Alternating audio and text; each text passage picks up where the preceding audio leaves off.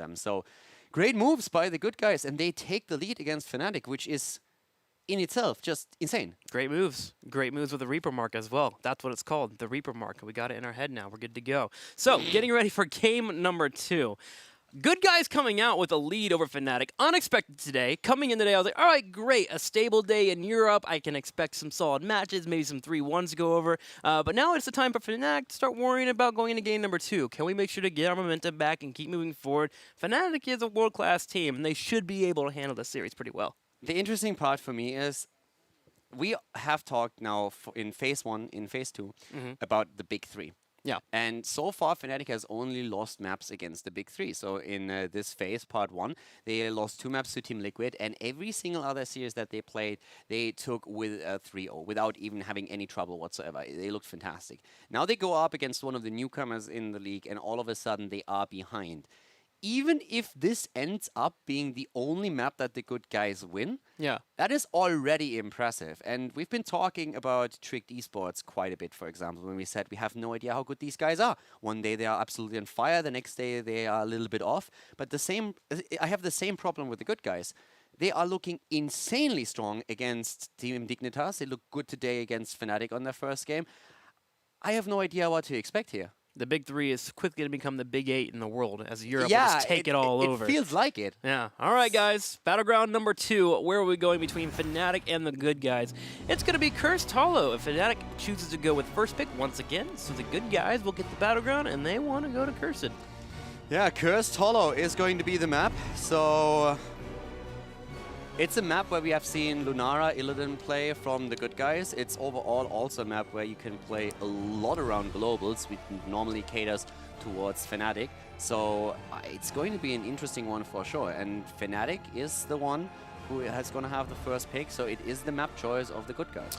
It is the map choice of the good guys, and you mentioned Lunara already on this Battleground. They go into Lunara all 3 times they've been on this Battleground in the last couple of days, or last couple of matches. So Fnatic needs to be aware of that. Some Illidan mixed in too when they have the possibility, but also Stitches. That seems to be a problem for a lot of teams here, as BKB has been hitting those hooks. Yeah, he definitely has. And I don't know if that's really a reason why you would ban out the Stitches. I would still go with the ban on Illidan, and Fnatic does exactly that. But it's really interesting to me. When I talk to the good guys, they themselves say, well, against Fnatic, they should 3-0 us, to be honest.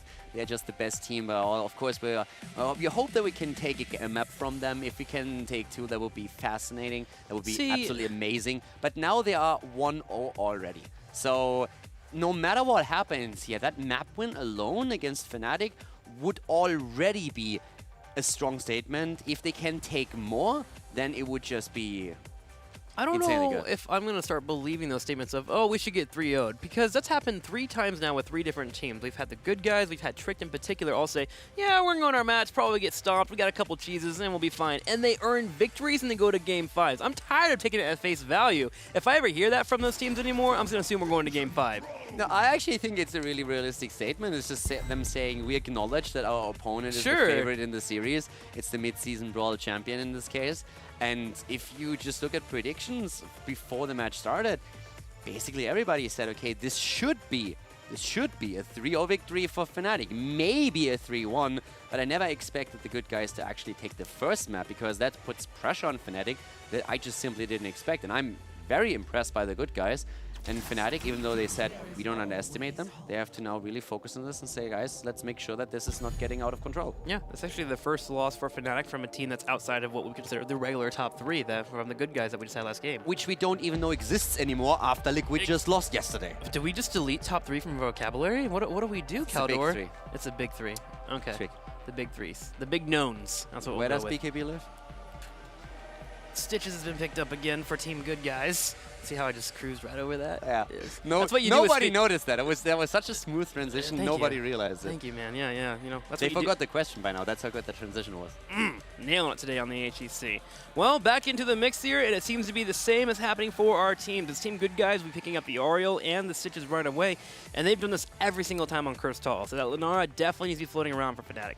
So at this point, if you just look at the draft, just to come back on what's happening here, Illidan is banned because he is such a staple in the playstyle of the good guys, and they've been running him over and over again against Dignitas, against the playing Ducks, with great success.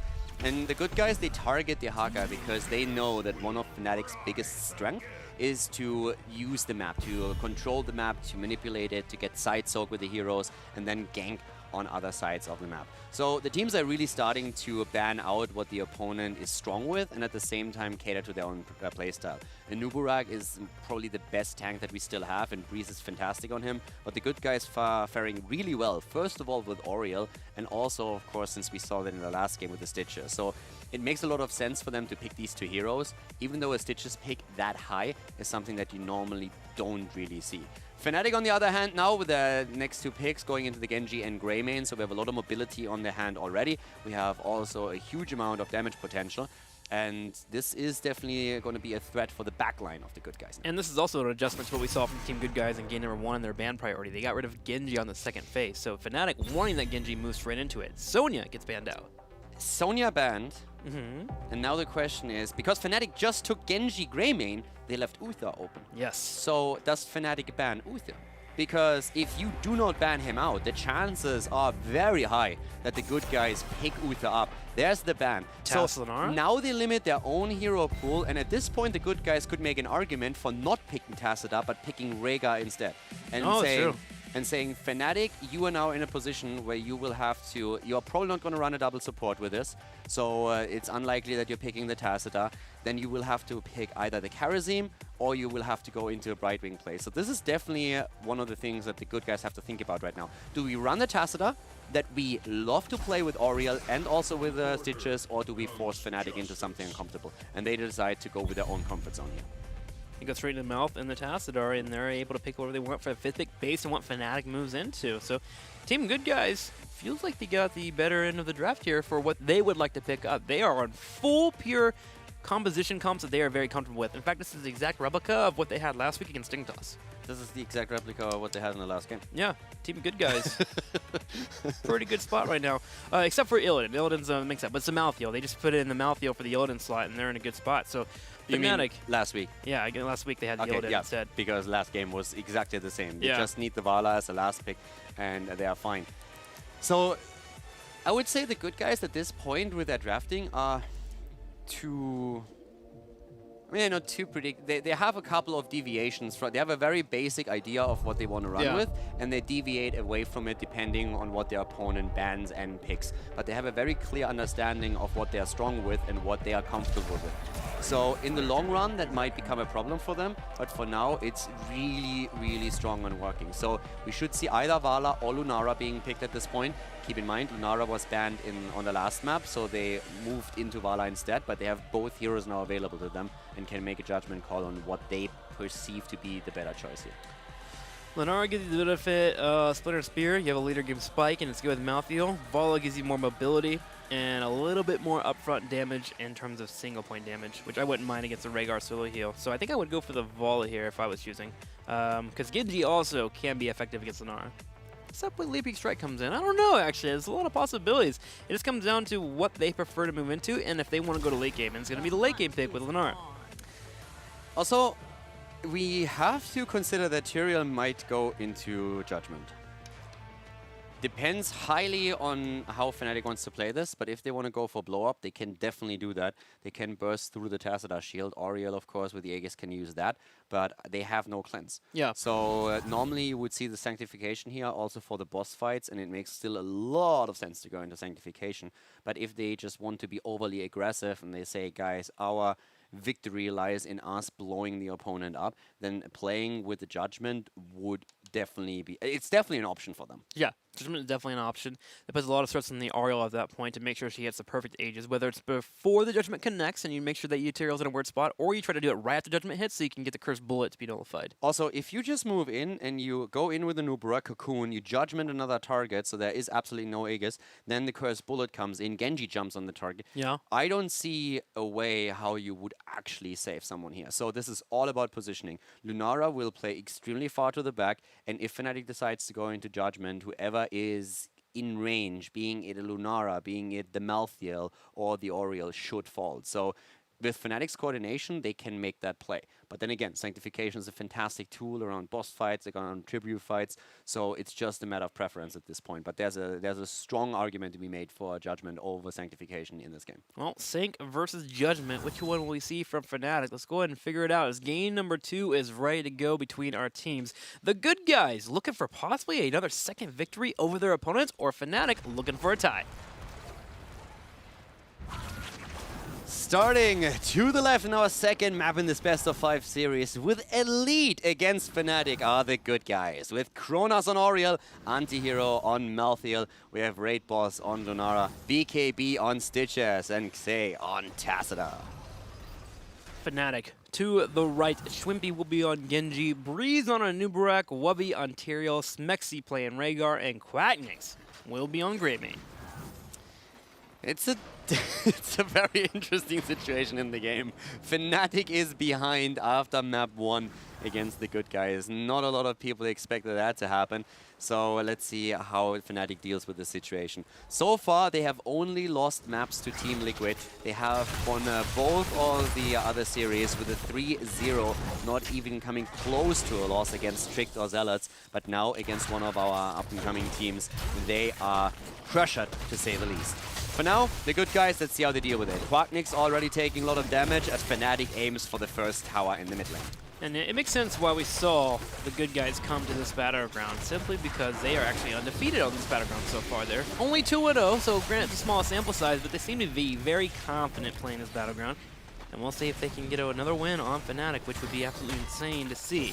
For the moment, we're going to have the casual turret exchange that currently occurs when you're playing Kurastalo and you have those hyper carries set up. So far, Fnatic's doing a really good job of respawning, though. They set up in the middle, and that way they can rotate to either lane, which naturally makes the Good Guys play passive in both their lanes. Yeah, so they're doing really well up to this point. Also, when you talk about the win ratio they have, a big factor for me still was the Illidan play that they were able to show.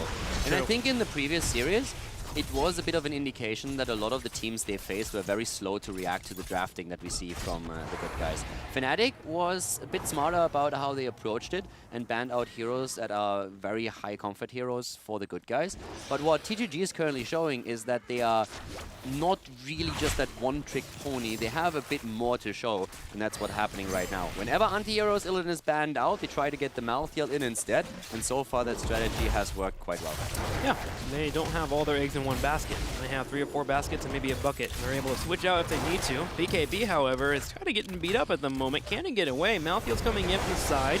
Shield at the last second. BKB should finally fall. BKB, you should die. Okay, he does die. And Anti as well get picked up. Anti-hero down and BKB too, so Stitches was walking away from this for a long time, also because 1 or 2 stuns did not properly connect, but Fnatic gets the kill, and then TGG chips in a second one. They're such good guys here. Don't shake your head at me. I'm leaving you hanging on that one. Don't shake your head. That was a Trixler joke right there, okay? I'm trying to follow your example. You have to have the smirk afterwards. That's what you gotta do. I had the smirk, oh, you just didn't look. I'll look over to your eyes a little bit more often. I got right. you. Well, currently at the moment, the first tribute of the game is available for both of our teams to pick up in the top right corner. With that gank that we saw on Stitches in the middle, we actually didn't have a moment for either of our teams to go for the giant play that you normally see. So there was actually a moment for our teams to go ahead and either soak experience or come in and grab the tribute. And for now, Fnatic will get away with the tribute. They grab it and they put 3 in the top. Fnatic is putting an intense amount of pressure on the wall the entire time, and Anti is also eating a lot of damage here, tabbing the well though, but we have a lot of structures taken out by Fnatic. We still see, though, that the Good Guys can keep up in experience. They are putting a very high amount of pressure themselves onto the bot lane, where Genji and now Tyrael are attempting to stop the onslaught. But up here to the top, with Greymane in particular, there's no problem for Fnatic to drop the entire wall. No problem at all, but BKB coming in for a gank. If he can land the hook here on Rhaegar in particular, he could definitely get this kill. Quacknix, though, is just body blocking for his teammate, but it may cost him his life. No, they both get away. Nicely done there from Quack in particular. That's a good doggy. The entire time... the entire time... Stop laughing. Quacknix the entire time just making sure that there's no possible hook towards Rhaegar.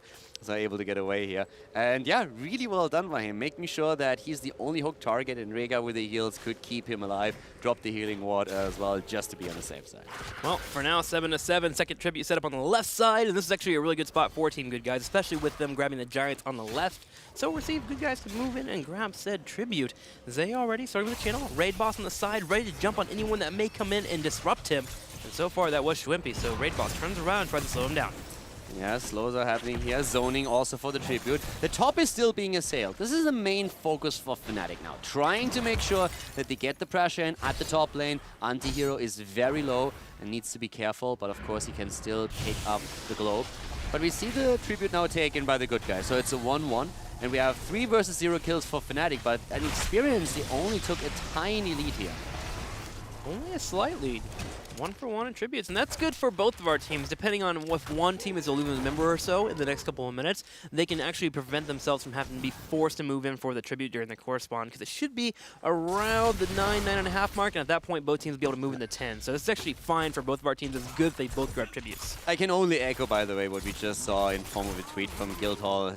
It's insane what's happening in HGC right now. The league is so close at this point. It is absolutely a pleasure to watch these games and see the teams go up against each other. And in this case, the Good Guys, they are maybe 3 kills behind, but in experience, they're still looking strong here, and they are definitely making Fnatic work for it. Yeah, I mean, HGC just made me so happy. I mean, not only from a caster point of view, but from a viewer point of view. It's so cool to see these teams actually have action all the time so they can continue to improve their gameplay. And speaking about gameplay at the moment, we have Mercenaries pushing in the middle, and there was a slight fight. I love how Fnatic is just going all in on the idea of trying to take out a support, not quite getting into it, but having the disengage available too if they don't get the kill. Fnatic's shot calling, man, has always been wonderful. It's why they're one of the top in EU. Yeah, this is definitely one of the reasons. Those snap decisions that we oftentimes see. We also have them heading for 10, and this is something that the Good Guys aim to do as well. But they let the tribute go because they realize Fnatic will head 10 faster. And the one thing that they have seen in the past is, even with a tiny window, Fnatic has absolutely no problem to go for that aggressive play. And Tyrael going into the Sanctification here. It's a great choice. Still makes me a bit sad. I love to see Judgment against the No Cleanse combo, especially when you can combine it with the Cocoon to deny Auriel the Aegis. But it makes a lot of sense to use a Sanctification around boss and tribute fights. Disappointed, Caldor. It's okay, man. Yeah, You'll it's get your just Judgment fun. at some point. I will see my action and my kills either way, so I'm okay with that. Well, BKB is being gigged upon in the middle. Sadly, the Cursed Bullet misses out. He pops a Future Bio. He turns around for a fight. Malfield's coming in for the rotation. In fact, all the Good Guys are coming in. Can they get the pick they're looking for? Here comes Raid Boss as well, and Fnatic seems to be able to escape. Yeah, Tyrael is also not with them, so they need to be careful. But again, the Force Wall coming out. Schwimpy moves back, no problem. Greymane has reached the top lane in the meantime, and Tyrael, after realizing that there was no direct threat to his teammates, moved back bottom so that they can get additional XP and pressure the structures. Oh, but they're also trying to keep them locked in here in the middle. So Tyrael, as you mentioned, even with the experience, the structures, you're right, they're doing a really good job of holding him down in the middle. Tribute does spawn on the bottom right, and this is very unfortunate for the Team Good Guys. It's going to be hard for Malfield to rotate all the way down here and force a fight, but Fnatic is in already a prime position to body block them out and get it nice and channeled. Oh, they want Lunara, but they don't get her. Aegis used the shield as well. The supports on the side of the Good Guys are on point, but Fnatic does not stop. Goes in, gets the double, takes Lunara down, drops Stitches, and Schwimpy is just completely annihilating that backline, pressuring Gronas and Xay alike. Anti as well, though, turns around. The Tormented Souls looking to fight here in a 3v5. They're still keeping quite next to that Bay with Raid Boss in the background, constantly bringing out the damage. There is a chance that they could turn around and get a kill. Fnatic will have to walk out as they get low on mana, and they will survive. Get the tribute in the bottom right. Let's see if this can be delayed. Smexy's actually starting to retreat as Tassadar can delay. He could have captured it. I think he would have had enough time if he would have just started it right away, but now it's all about the delay. So Smexy, well trained as he is, interrupts the tribute channel of Xay. The double dog is already moving in, and no, I'm lying because Greymane just simply started to move up to the top. Yeah, they're giving it start up. Boss. We're gonna start the boss instead here. They do so on the right. Team Good Guys having the good game sense as well, and a Wisp in the top, realizing nobody is near for Fnatic, and decide to grab their own boss as well. So it'll be a boss-for-boss trade. Both teams are at 2-3. So that fight in the middle, while Fnatic did get a couple of kills, seems to be a missed opportunity. They get ahead in experience, but don't get the tribute for the curse. They were too low in health and mana and decided that it would be smarter for them to just give the tribute up. I think that Rhaegar could have channeled it through, but they simply didn't want to take the risk. Breeze is just waiting, safeguarding the boss, so they're trying to time it now. They want to have an advantage going into the next tribute. So we are having Nuburak just sitting there. He can always cocoon if someone else tries to move in and sneak it away. But they are now attempting to get the most out of their own boss, timing it well with the tribute, so that is going to be more pressure towards the keep at the top lane, because the fort is already taking sufficient damage that the boss is going to move through it. And they're going to luck out here with the tribute being on the top. They do have to make a decision, though. Do you defend the boss in the 4-man push in the bottom right? Or actually, 5-man push now, as Team Good Guys realize, okay, we're probably going to lose out on this curse. Let's just go ahead and move in for a keep. But they had to get the keep with this decision, it feels like. Yeah, especially since that boss is still nearly at full health. I mean, right now, roughly 70%. So they are moving in. Curse has hit the Good Guys, so they will lose a lot up at the top. But down here, they want to get the keep, and they are very likely to achieve exactly that. But Fnatic can now move in. Greymane is back, and already they're going for anti-hero. Cocoon has been used after Tormented Souls was popped by Malthael. The boss on the top is pushing with the curse. If Fnatic wins this fight, they can move in for a kill potentially. Ante is staying alive, just barely, finally does fall. Cronus a little bit overextended. They're trying to bring out the heals as low too, and both the supports will be in the back left here, and they're going to be pinned down by the Wolf as Smexy goes in for the bite. Cronus finally been picked off, so will Zay, and that's going to be 4 members down, a 5th with BKB being picked off, and now Fnatic, they can beeline for the top lane. Yes, they can immediately move into the middle and drop additional structures. They won't be able to end here.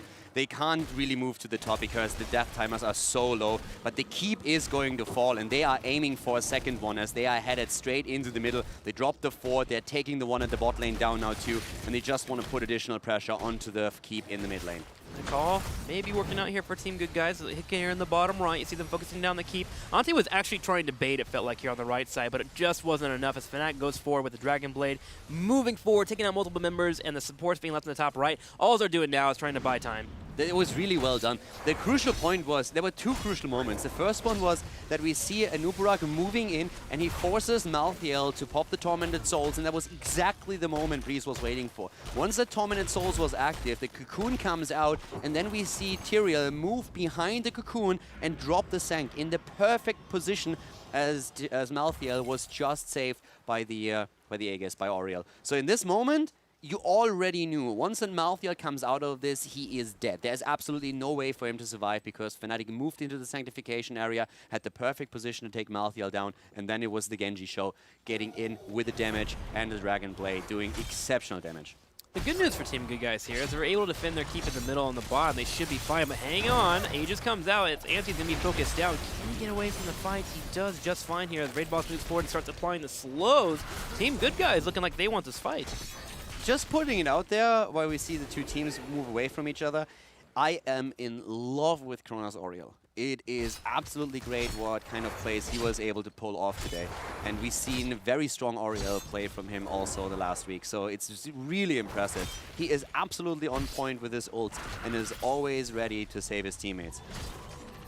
Willing to bait out the teammates and such. Team Good Guys hopeful to use that Aegis, and Kronos has been delivering every single time.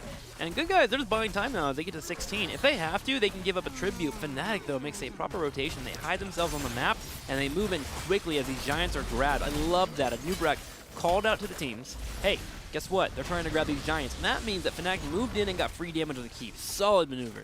Yeah, they are in a really great spot. Taking the top keep was already important. They themselves have lost the bottom keep, but they are constantly applying pressure to the middle.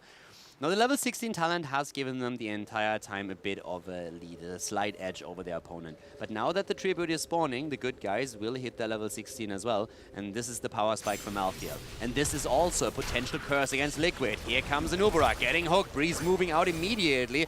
We have Malthael also with a completed quest talent on 4, so he gets max value out of the level 16 talent now. Wubby, though, getting the isolation with the Holy Ground. Certification will be used. BKB is low on health. He's kiting on the right side, just trying to stay alive for his team so they can get out the damage here. Malthael steps forward here with the Tormented Souls.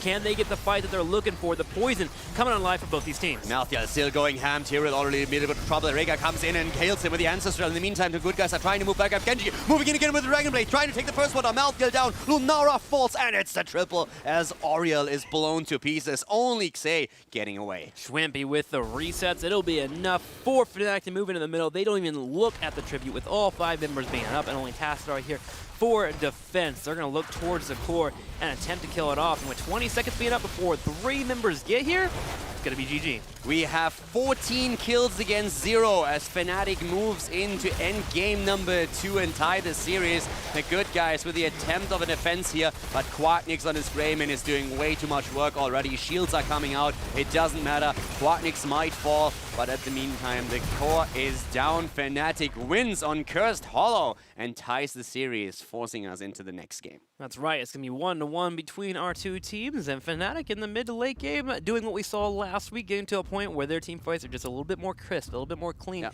their opponents, and they just burn through them. Especially in that last fight, they waited out the Tormented Souls. They were able to kill BKB, get the isolation with the Holy Ground, which is wonderful in itself. And the moment they saw Malthael moving forward, they pulled back and then re-engaged afterwards. Great control in the fight. And the big game-winning move every single time that we see from them is the Cocoon on Auriel. We saw the engage upon BKB, and as he was trying to escape, Auriel was immediately cocooned before she could use either ult or heal. So without Kronos in a position to help out Stitches, there was no way to save him. He was isolated, he moved into the boss pit, there was no escape, gets taken out. By the time that Cocoon is then taken apart, there's just nothing that Auriel can do anymore. So really well done from Fnatic, well coordinated in the last team fight. And then of course from there it snowballed, they take the entire team out and win the game. Spiderweb's kind of good, man. We'll be right back with game number 3 after this quick commercial break. We're all tied up here at HGC Europe.